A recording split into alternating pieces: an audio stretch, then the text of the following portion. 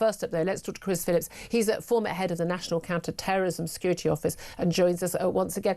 Chris, thank you very much indeed for joining us. We spoke to you, of course, on Thursday while, we were in the immediate aftermath of this terror attack. Can you tell us there's an awful lot of information that's come out about the killer, Jihad Al-Shamie. Least of all, his name, which is a bit of a concern. Tell us everything we now know about this man.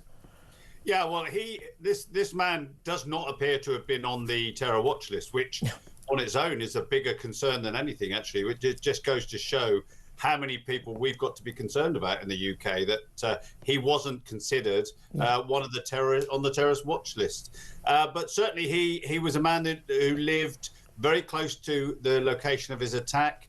And also concerning is that he was arrested quite recently for rape and is currently on bail. Not anymore. Not anymore. That's a good result for mankind, I think.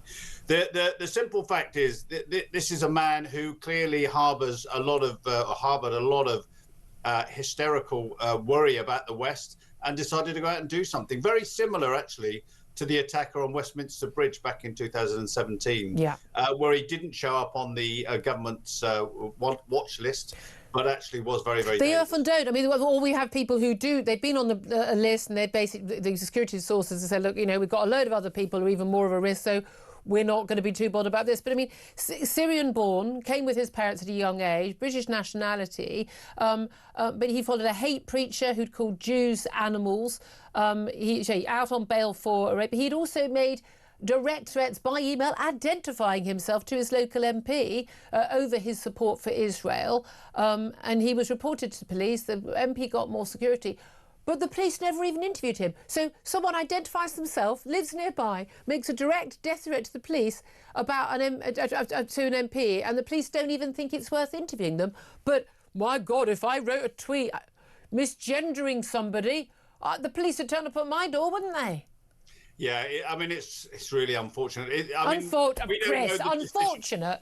Well, it's worse than that. But the point is, I don't know how much information was relayed to the police and how much. The MP reported it to the police because he had his security stepped up. We just don't know exactly what's gone through, and that will come out in the clearness of time, I think. Yeah. But you're absolutely right. We've got to take these people seriously. We've got to take people that issue threats very seriously. And of course, none of us want to police the social media and stuff, but people like this do need to be stopped. Yeah, and also, again, he was like a cannabis-smoking university dropout. He was controlling and coercive in relationship. Again, police would know those bits. But, he literally ticks every box for someone who was likely to possibly be a risk, and his behaviour suggests he was a risk. Now, we've got a lot more detail also about the actual attack itself that's emerged over the weekend. And initially, obviously, we knew we had two people, when I was on air on Thursday, two people who had died, and we had three people who were injured. And then it later emerged that one of the people who died had been stabbed by Jihad Al-Shamie, and the other was behind the door of the synagogue, desperately among the men trying to hold it closed heroically, who then appears to have been shot by the police when they fired at the terrorist. An absolute tragedy, and another person in hospital also has gunshot wound. Now, the Greater Manchester Police referred themselves, for investigation. But look, you've carried a weapon. You understand these things. My heart goes out to those who've died or been injured. My heart goes out to the families of those heroic men who fought off this attacker. But also, my heart goes out to the police officer who fired those shots. Yeah, exactly. And listen, I've seen the photo of the terrorist standing in front of the doors, and it was pointed out to me. You don't even necessarily see. You imagine the focus. You're focusing on that terrorist with the knife. Yeah. You don't see the men's faces in the windows. No. And but also, you've already got a security guard in a pool of blood on the floor beside you. Yeah, and they had to deal with it very quickly. They've got split seconds to react. They fired their gun, and clearly, at least two of the bullets didn't hit their target. They went past.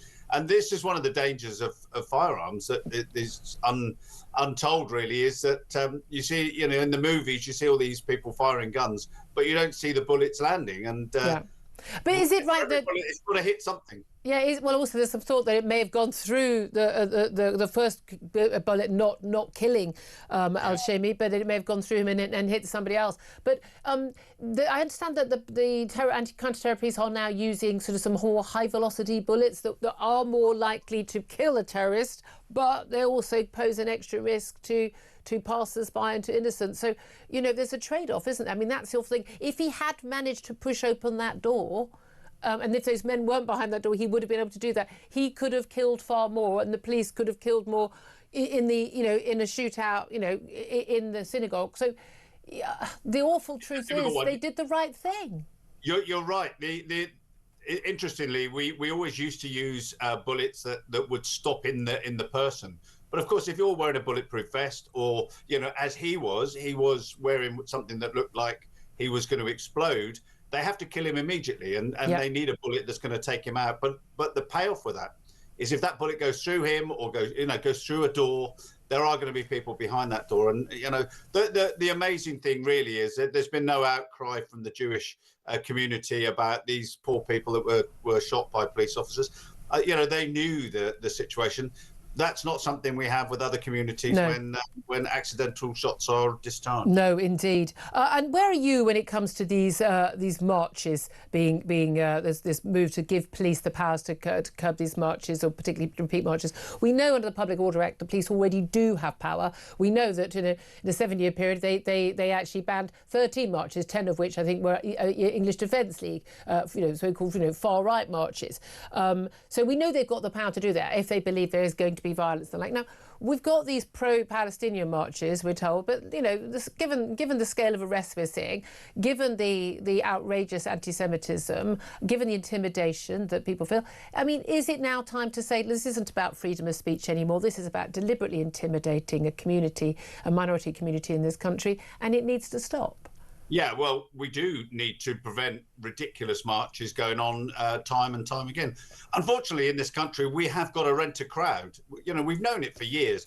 Some people will turn up to any crowd in order to cause problems. And we see that time and time again. And what we have now is a group of people that they've got lots of time on their hands that want to take up police time and our time, and are within this committing offences and getting arrested. So we need to do something about it. We cannot allow this type of criminality on our streets. What do you make of there's almost like a competition at the moment between, the Home Secretary and the Prime Minister and then the Conservatives and Reform in terms of what we'll do in terms of deporting people who are illegally, or deporting people who, and Kemi Badenoch was saying at the start of the Tory Party conference, deporting people who display blatant anti-Semitism and the like. Do we, is that where we need to go?